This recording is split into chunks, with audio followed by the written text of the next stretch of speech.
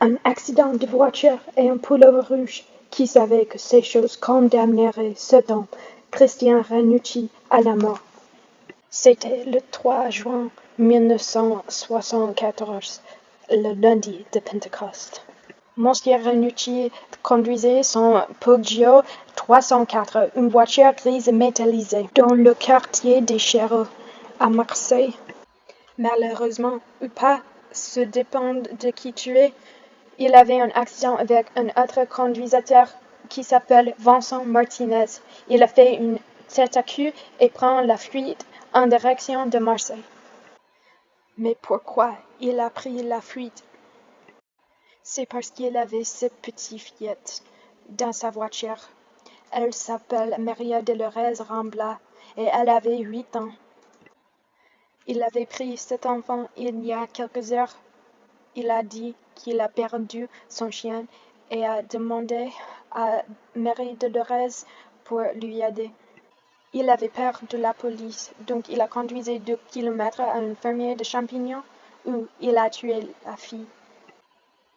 2 jours après, la corpse de la petite fille est trouvée dans la champignonnière.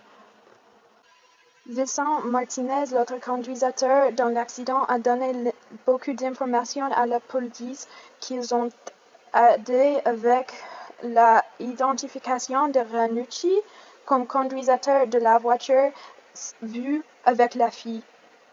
Il est arrêté par la gendarmerie tout après. La police a trouvé un pullover rouge avec le singe du même type de Maria Dolores dans sa voiture, qui est retrouvé à peu près de la champignonnière. Les autres témoins ne pourraient pas identifier Monsieur Ranucci, mais il a confessé de ses crimes et donc son procès a commencé très tôt après son arrêt.